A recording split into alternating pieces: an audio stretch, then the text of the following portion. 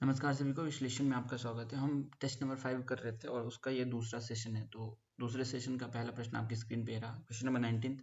अगर आप चैनल पर नए हैं तो लाइक और सब्सक्राइब जरूर कर लेना। तो चलिए हम सीधे क्वेश्चन पे शुरू करते हैं। Consider the following statement regarding the recently revised regulatory framework of Bharat bill payment system. इसको बिल डेस्क नाम से भी जानते हैं। Issued by the reserve bank of India.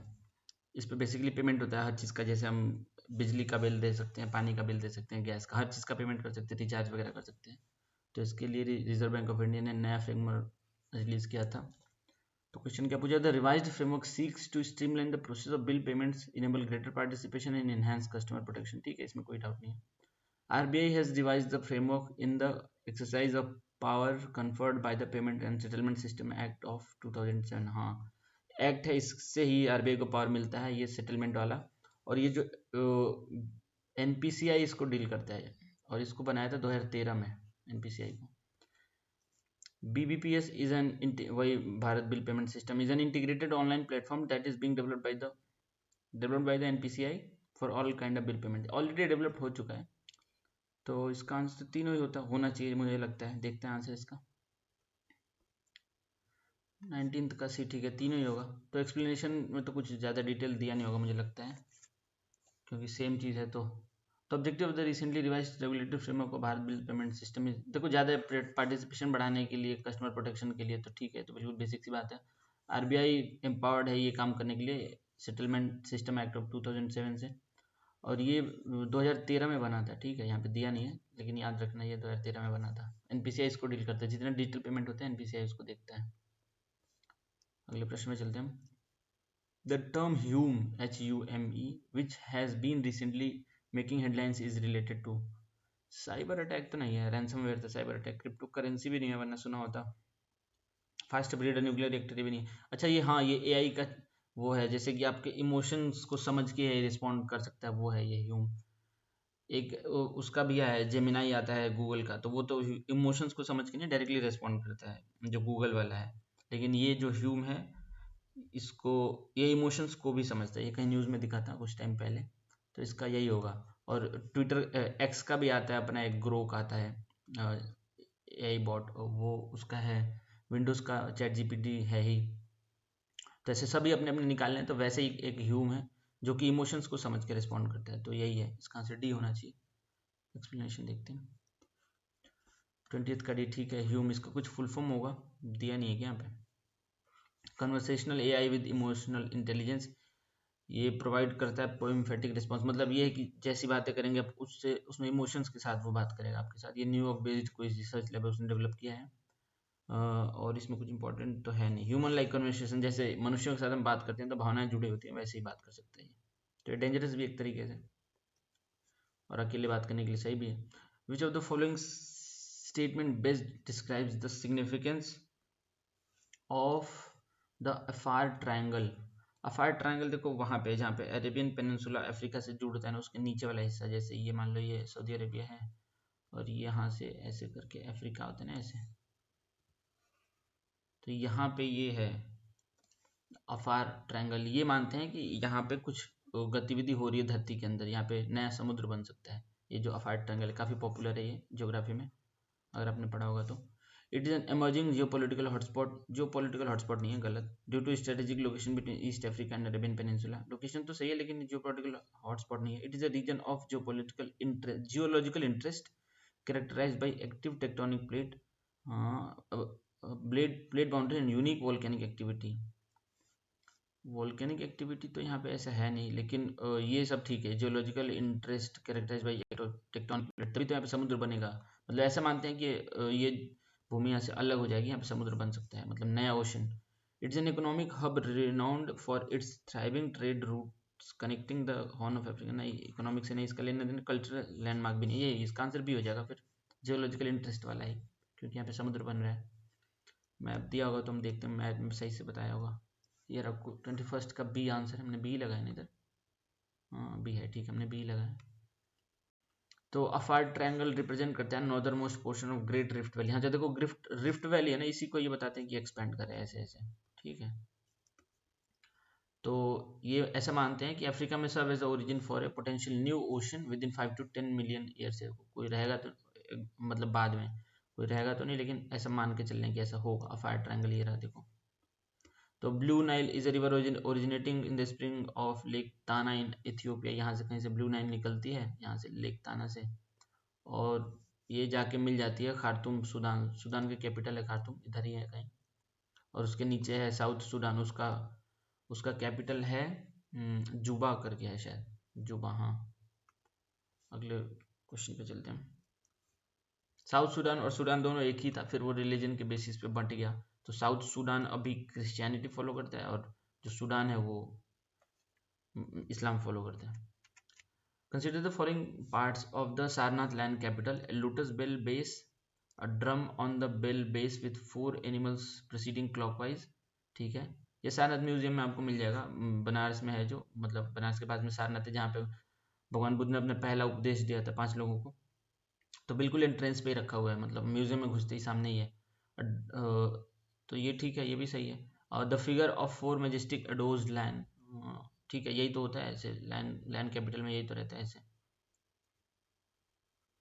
ठीक है, तो यहाँ पे एक शेर, यहाँ पे एक शेर, एक शेर, एक आगे एक पीछे, और यहाँ पे रहता है जो धर्म चक्र प्रवर्तन वाला चक्र है, और यहाँ पे बैल है, और एक क्या है, घोड़ा है एक, और शेर है शायद, और एक कुछ और है, देखते हैं क्वेश्चन में दिया हुआ। The figure of 4 majestic adores land, ठीक है। द क्राउनिंग धर्म चक्र, देखो यहाँ पे पहले चक्र था लेकिन अभी टूट गया, मैंने देखा है म्यूजियम में ये, तो ये टूट के गिर गया है। तो ये 24 जो हमारे झंडे में चक्र आते हैं ना, वही है ये।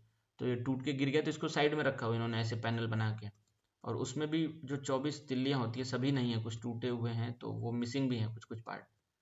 तो ठीक है।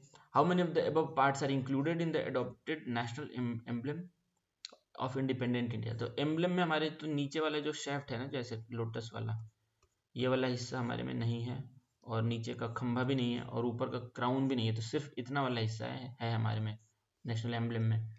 तो लोटस बेल बेस तो नहीं है। Drum on the bell base with 4 animal proceeding, ये ठीक है, ये तो है। और 4 मेजेस्टिक एडोज लाइन, ये भी है, ये दोनों है हमारे, जो आपने देखा होगा सत्य में जयते यहाँ पे लिखा रहता है नीचे नेशनल एम्ब्लेम में। तो इसका आंसर ओनली 2 हो जाएगा। फिर आंसर देखते हैं। 22 का भी सारनाथ लैंड कैपिटल के बारे में लिखा है। अब ये मॉडर्न पीरियड का बहुत ही बेहतरीन उदाहरण मानते हैं इसको। ये सारनाथ में ही मिला था खुदाई के टाइम पे, ब्रिटिश के टाइम पे ही मिला था ये। तो इसमें ऊपर जो चक्र है देखो यहाँ पे दिया अच्छे से, इसको धर्म चक्र प्रवर्तन चक्र कहते हैं। तो ये वाला टूट के गिरा हुआ है, तो यहाँ पे साइड में रखा है इसको, और ये भी बिल्कुल देखो, इसमें जूम करके देखें तो शायद देखो यहाँ पे टूटा हुआ है ना ये, ऐसे वहाँ पे म्यूजियम में भी दिखता है ऐसे ही, तो पूरा नहीं है। और ये नीचे का ये वाला भी हमारे एम्ब्लेम का पार्ट नहीं है, हमारा एम्ब्लेम ये है जो अभी यूज़ करती है भारत सरकार। ठीक है, नीचे देखो ये बुल है, राइनोसोरस भी है शायद इसमें। अगले प्रश्न में हम चलते हैं। Recently the ministry of petroleum launch ethanol 100 fuel.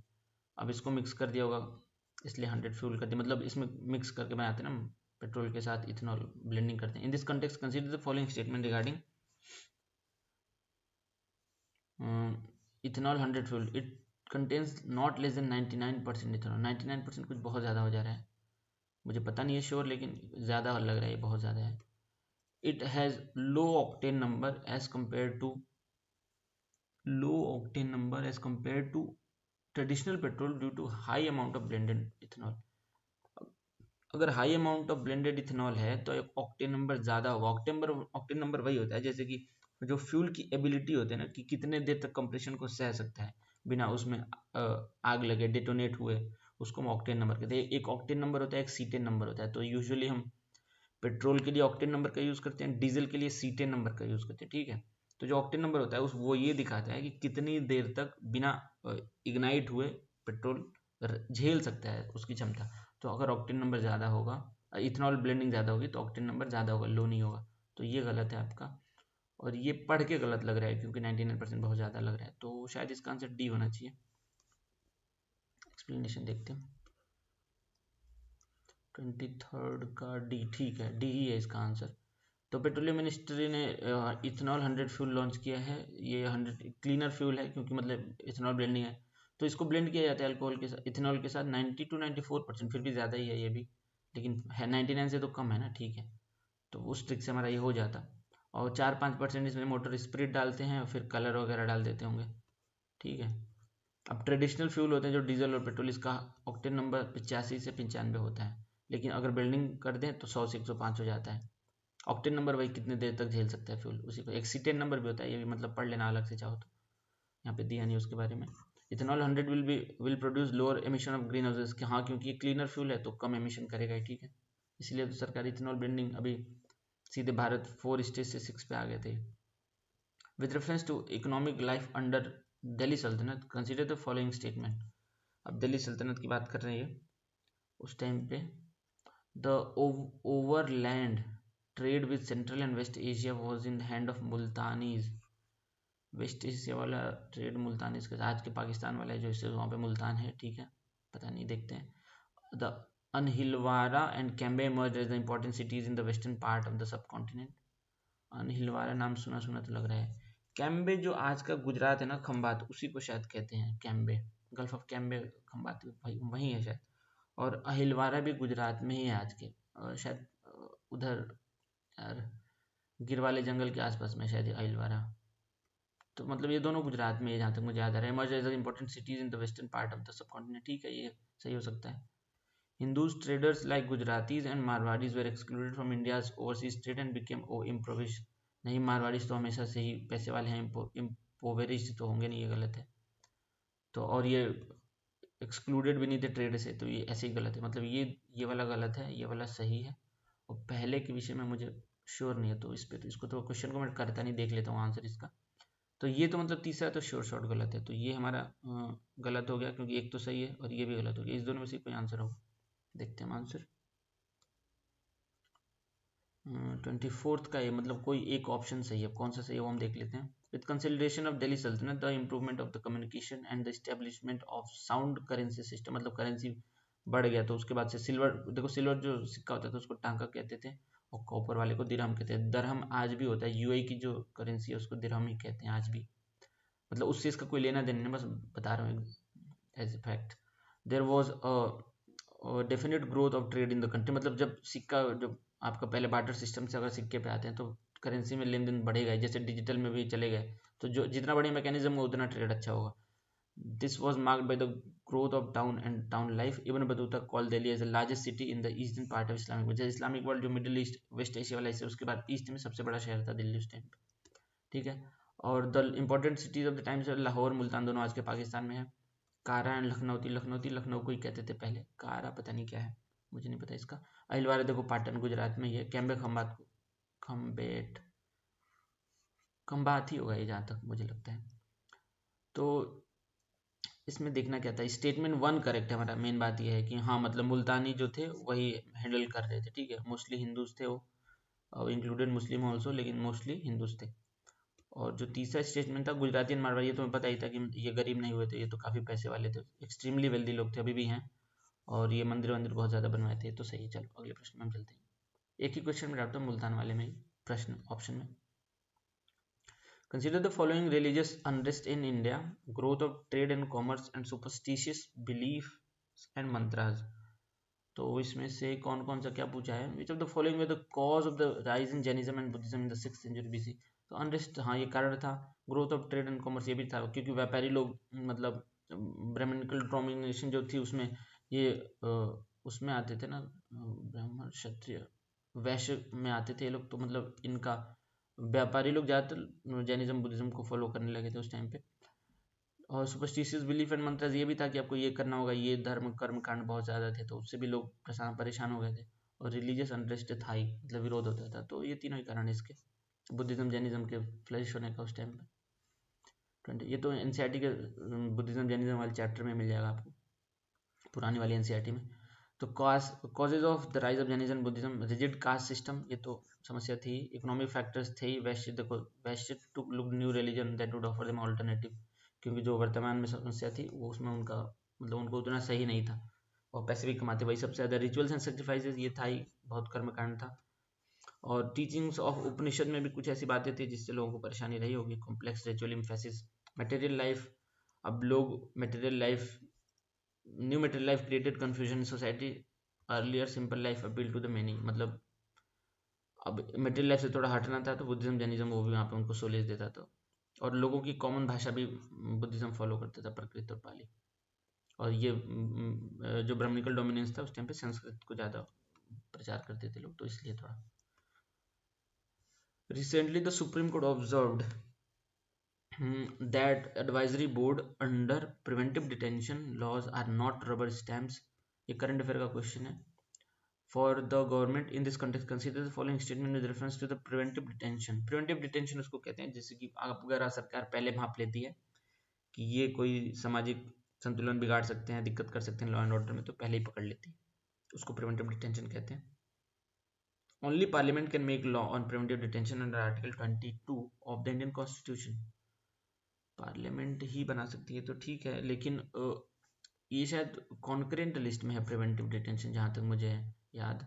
तो कॉन्करेंट लिस्ट पे स्टेट लेजिस्लेचर भी बना सकता है, तो इसको हम डाउटफुल में रखते हैं, देखते हैं आगे। अब बहुत बड़ी लिस्ट है वो कॉन्करेंट वाली, 90 से 100 से ज़्यादा सब्जेक्ट हैं शायद अब तो। A person can be detained under the preventive detention law if there is an apprehension that the person can become a threat to law and order। नहीं, कोर्ट ने यही कहा था कि ऐसे किसी को भी आप बोलेंगे कि ये थ्रेट है लॉ एंड ऑर्डर के लिए, तो किसी को भी उठा के ऐसे जेल में डाल देना ये सही बात नहीं है। ये अगर आप काम करते हैं तो ये failure of law and order, मतलब ये सरकार की नाकामी है, तो ऐसा करना गलत बात है। अगर ऐसा है कि बिल्कुल दिक्कत ही कर देगा या फिर कोई और चारा नहीं है, कोई आतंकवादी वगैरह है, तो वो बात अलग है, लेकिन ऐसे किसी को भी उठा के प्रिवेंटिव डिटेंशन में नहीं डाल सकते हैं। तो कोर्ट ने ये जो जजमेंट था इसमें यही ऑब्जर्व किया था। तो ये can be detained under if there is an apprehension that person can become threat law and order. तो ये नॉर्मली की सिचुएशन में नहीं कर सकते इसको, तो हम गलत ही मानेंगे इसको। तो इसका आंसर हम देखते क्या दिया है। मेरे हिसाब से इसका आंसर ये वाला तो कंकरेंट अगर है तो ये गलत होगा, और ये वाला भी गलत होगा क्योंकि किसी को नहीं उठा के डाल सकते जेल में, तो इसका आंसर डी होना चाहिए, 26 का डी ठीक है। Both state legislature and parliament can make law on preventive detention under entry 9 of the list। ठीक है, दोनों बना सकते हैं, कंकरेंट लिस्ट में है ये। On the other hand entry 3 of the concurrent, देखो एक second, parliament can make law on entry 9, दो एंट्रीज में है ये, एंट्री 9 और एंट्री 3। अगर ये डिफेंस, फॉरेन अफेयर्स और सिक्योरिटी का मैटर है तो पार्लियामेंट बनाएगा, एक्सक्लूसिव पावर है, लेकिन और किसी रिलेशन में दोनों बना सकते हैं, तो मतलब दोनों के पास पावर है इनडायरेक्टली कहें तो। सुप्रीम कोर्ट ने public order, law and order को मतलब इसको बताने के लिए इन्होंने ये जजमेंट दिया था, मैंने बताया पहले ही कि इसको कैसे नहीं कर सकते हैं। Acting in any manner prejudicial to the maintenance of the public order, the activities must be of a nature that the ordinary law can not deal with them और prevent subversive activities affecting society. ठीक है, मतलब किसी को उठा के jail में नहीं डाल सकते। अगला प्रश्न, question number 27, with reference to the Sufism during medieval India the dargah shrine, ये तो अभी काफ़ी न्यूज़ में भी है, अजमेर चिश्ती दरगाह वाला, of which of the following Sufi saint is not located in Delhi. ये एनसीईआरटी में एक ही पेज पे दिया है ये पूरा, लास्ट में किसी पेज पे याद नहीं आ रहा मुझे। ख्वाजा कुतुबुद्दीन बख्तियार का, ये तो दिल्ली में है, इनका है मतलब मकबरा। शेख निज़ामुद्दीन औलिया बिल्कुल है। शेख नसीरुद्दीन चिरागे दिल्ली, इनके नाम में दिल्ली है, तो ये तो है ही। शेख फरीदुद्दीन गजर ए सिकंदरी शकर, ये पाकिस्तान में है इसका, तो ये पाकिस्तान वाले का तो ये गलत हो गया, इसका आंसर डी हो जाएगा, मतलब नॉट लोकेशन इन दिल्ली। अगले प्रश्न में चलते हैं। इन द इसका एक्सप्लेनेशन क्वेश्चन नंबर 27 का डी, ठीक है। In early centuries of Islam the group of religious minded people called Sufis turn to be asceticism. देखो मतलब सूफी जो थे वो सामाजिक सौहार्द बनाने का काम करते थे, ऐसे बहुत लोग कहते हैं। अब तो सुन्ना ट्रेडिशन ऑफ प्रॉफिट, मतलब उसको ये बढ़ाते थे, ठीक है। इसमें हमें क्या देखना था, किसका नहीं है यहाँ पे वो देखना है, मेन बात में इतनी लंबी चौड़ी कहानी नहीं पढ़नी है। शेख निज़ाम मोइनुद्दीन सीजी अजमेर राजस्थान में है, ये तो इस पे ही शायद विवाद हुआ है आजकल। ख्वाजा कुतुबुद्दीन बख्तियार का, कि देखो एनसीईआरटी से ही लिया ये, और ये है आपका दिल्ली में है। फरीदुद्दीन गज ए शकर अजोधन, ये अयोध्या से नाम मिलता जुलता है, तो कुछ लोग ये भी कहते हैं कि असली अयोध्या ये भी है, लेकिन एक प्योर कॉन्स्पिरेसी है, इस पे जाना नहीं है, हमें गलत बात है, लेकिन अजोधन वहाँ पे है। इसका नाम आजकल क्या है, डेरा इस्माइल खान है शायद आज के पाकिस्तान में, अजोधन पहले नाम था। और निज़ामुद्दीन औलिया दिल्ली में है, चिरागी दिल्ली में है, ठीक है। तो ये वाला थोड़ा एक बार मतलब देख लेना, अजोधन कोई बहुत बड़ा शहर नहीं है, लेकिन डेरा इस्माइल खान कुछ और है, उसका इसका नाम मतलब अजोधन का इन्होंने बदल दिया था पाकिस्तान में, नाम याद नहीं आ रहा मुझे एग्जैक्टली, एक बार देखना पड़ेगा। With reference to Harappan civilization, एक दो क्वेश्चन करके हम इसको बंद कर देंगे और ठीक है, आज के लिए पर्याप्त है ये। With reference to Harappan civilization, consider the following statements. Heavy use of burnt bricks is common in Harappan cities and contemporary Egyptian and Mesopotamian civilization. Heavy use of burnt तो हड़प्पा में यूज़ हुआ है, लेकिन मेसोपोटामिया और Egypt में ये मतलब इतना एडवांस सोसाइटी नहीं थी इनकी सिविलाइजेशन, तो ये कच्चे मिट्टी का इस्तेमाल करते थे, ये गलत है। हड़प्पन यूज, ये एनसीईआरटी में दिया है, एनसीईआरटी में पुराने वाले में। Harappan use metallic money for the trading with Mesopotamia, नहीं हड़प्पन मेटालिक मनी नहीं यूज़ करते थे, ये लोग यूज़ करते थे बार्टर ट्रेड, तो ये भी गलत है। Many Harappan seals have been found in the Mesopotamia, ये जो सामान के ऊपर सील लगा के जाता था, तो ये चीज़ मिली है। तो एक second, metallic money with trading with मतलब इतना ज़्यादा नहीं इसका प्रिवलेंट यूज़ नहीं था, लेकिन यूज़ होता था इसका, मतलब मेटेलिक मनी का कुछ कुछ। तो इसका आंसर कौन सा होना चाहिए, ये वाला तो गलत ही है पहला। दूसरा हड़प्पन यूज मेटेलिक मनी, ये तो गलत ही है। Many Harappan seals have been found in Mesopotamia, तो मेटेलिक मनी नहीं था इनका, ऐसे सील पता नहीं क्या इसका पोटीन का शायद बनता था इनका जो था, देखना पड़ेगा एक बार, लेकिन ये वाला गलत है, मेटेलिक मनी नहीं होता था। तो इसका आंसर तीसरा सही है, क्योंकि इनको सील मिला है एनसीईआरटी में, इसके साक्ष्य दिए हुए हैं, तो इसका आंसर तीसरा होगा, तो ओनली वन हो जाएगा इसका आंसर। देखते हैं एक्सप्लेनेशन। 828 का ए ठीक है, कौन सा सही है वो देख लेते हैं, एक सेकेंड। बॉन्ड ब्रिक्स, तो इसका क्या है, ये फर्स्ट इज नॉट करेक्ट, ठीक है, second also is not correct, और तीसरा वाला ही सही है। यहाँ पे कुछ कुछ मतलब सील्स मिले हुए हैं, यहाँ पे दिया नहीं इन्होंने किस चीज़ का बनाया है सील, दिया है क्या, नहीं दिया इन्होंने। मैंने हड़प्पन सील्स शायद प्रोटीन का बना होता था, एक बार देखना, मिले तो कमेंट कर देना कमेंट में नीचे किस चीज़ का बना होता था, याद नहीं आ रहा मुझे अभी। तो मेसोपोटामियन उसके सेवरल रीजन से, क्योंकि वो ट्रेड एक्सचेंज करते थे, आर्टिस्टिक सिमिलरिटी थी, जैसे ये लापिस लजूली अफगानिस्तान से लेते थे उस टाइम पे, ब्लू ग्रीन कलर का होता था, एक क्रोनोलॉजिकल कनेक्शन था, पॉसिबल माइग्रेशन और इंटरेक्शन हुआ था मतलब मेसोपोटामियन के साथ, इसलिए मानते हैं कि वहाँ पे सील्स मिले हुए हैं। ये लोग मेलुआ कहते थे मेसोपोटामियंस, इंडस वैली सिविलाइजेशन वालों को, तो ये भी दिया नहीं इसमें। और ये थोड़ा एडवांस सिविलाइजेशन नहीं था, तो ये लोग ड्राइड और मड ब्रिक का यूज़ करते थे, और हड़प्पन बॉन्ड ब्रिक का यूज़ करते थे, तभी तो इसको अर्बन सिविलाइजेशन मानते थे ये हड़प्पा को। ठीक है, अगले प्रश्न में हम चलते हैं, बाकी तो मैंने बताया था। Recently India first national dolphin research center was inaugurated in NDRC Patna, ठीक है, ये सही बात है। In this context consider the following statement regarding the Gangetic dolphin, it is designed in as India's national aquatic animal, designated as, बिल्कुल ठीक है। इसको 2008 के आसपास ही किया गया था, मतलब कांग्रेस की सरकार, यूपीए की सरकार के टाइम में ये हो गया था ये। It is exclusively found in the fresh water habitats of Ganga and Brahmaputra reverse, Ganga Brahmaputra में मिलता ही है, लेकिन कुछ छोटी मोटी नदियाँ नेपाल में भी मिलता है कहीं कहीं पे, बांग्लादेश में भी कहीं कहीं मिलता है, तो सिर्फ गंगा और ब्रह्मपुत्र में नहीं मिलता है। देखो डॉल्फिन शायद 4 प्रकार की होती हैं, यहाँ पे कहा गया, एक होता है इरावाडी डॉल्फिन जो कि म्यांमार में मिलता है, एक होता है इंडस डॉल्फिन जो पाकिस्तान में मिलता है, और एक चाइना में होता है, येलो सी में नहीं, चाइना की कोई नदी है उसमें मिलता था, अब शायद वो विलुप्त हो चुका है, और ये चौथी वाली जो हमारे यहाँ गंगा नदी में मिलती है।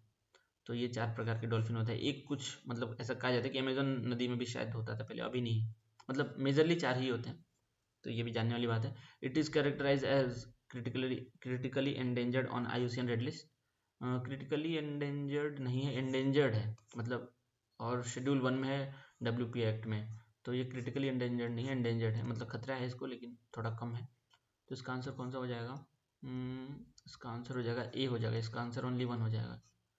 एक्सप्लेनेशन देखते हैं, क्वेश्चन नंबर 29 का ए, ठीक है बिल्कुल। तो 29 का ए है, गंगा डॉल्फिन म्यूजियम मतलब बना है एक रिसर्च सेंटर पटना में, बिहार में, और अपने तरीके का एशिया में ये पहला है, ये तो हमने पता ही था।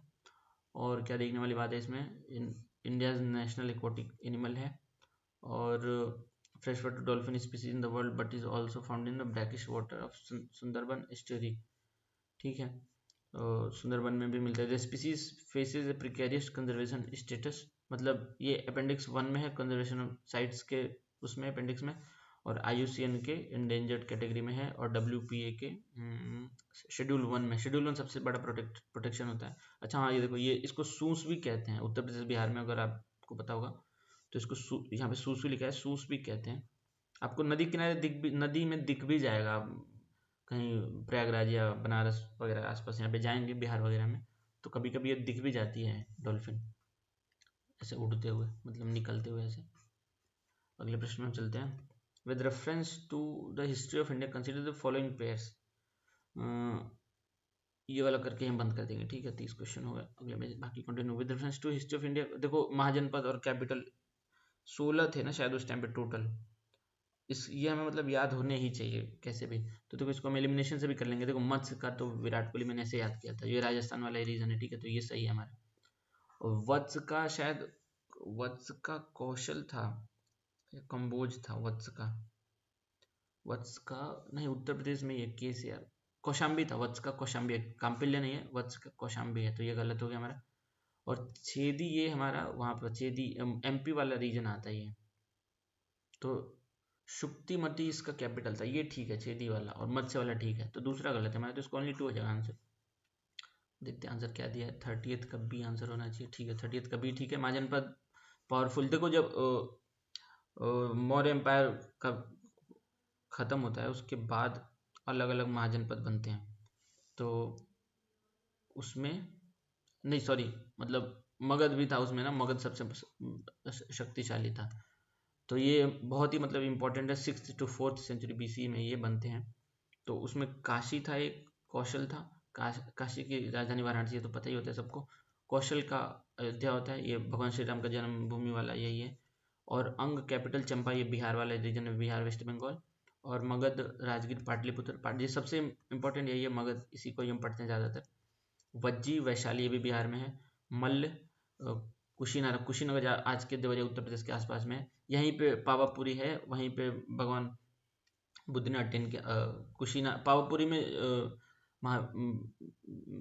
महावीर जैन मुनि जो महावीर थे उन्होंने किया था, और कुशीनगर में भगवान बुद्ध ने महापरिनिर्वाण को प्राप्त किया था। और छेदी ये आपका मध्य प्रदेश में आज के।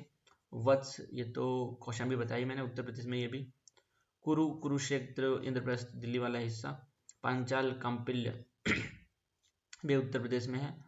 और पांचाल ये वही है, अही क्षेत्र इसको कहते हैं, शायद बरेली वाले क्षेत्र को मानते हैं। यहाँ पे दुनिया का सबसे पुराना इजिप्ट से भी पुराना यहाँ पे है वो पिरामिड, लेकिन लोग बताते नहीं इसको, पता नहीं क्यों। बरेली में एक पिरामिड है, देखना गूगल करके मिल जाएगा, वो इजिप्ट वाले पिरामिड से भी पुराना है, लेकिन पता नहीं भारत सरकार क्यों नहीं इसको प्रमोट करती है। बहुत ज़्यादा ऊंचा तो नहीं है लेकिन है पिरामिड सबसे ऊंचा काम्पिल्य, अही क्षेत्र इसको कहते थे, बरेली में है ये। मत्स्य विराटनगर राजस्थान में है ये। सूर्यसेना मथुरा ये भी उत्तर प्रदेश में। असाक पोटाना महाराष्ट्र में, ये एकमात्र सबसे साउथ में यही वाला है, ठीक है। अवंती उज्जैन वाला, माहिष्मती इसका राजधानी और उज्जैन दोनों था। गांधार कैपिटल तक्षशिला था, ये गांधार से ही गांधारी थी जो महाभारत में आते हैं। और आज का अफगानिस्तान में है ये। कंबोज काम्पिल्य पार्ट्स ऑफ अफगानिस्तान पे। तो सबसे साउथ में हमारा ये था असाक का, और सबसे नॉर्थ में हमारा ये है गांधार है, ठीक है। और सबसे इधर है वो था बिहार वाला, कौन था यार, अंग था शायद, अंग या मल्ल होगा। तो ठीक है, यहाँ पे हम बंद करते हैं इसको। Thank you very much for watching. अगले सेशन में 30 के आगे कंटिन्यू करेंगे। बाकी लाइक और सब्सक्राइब जरूर कर लेना। शुभ रात्रि।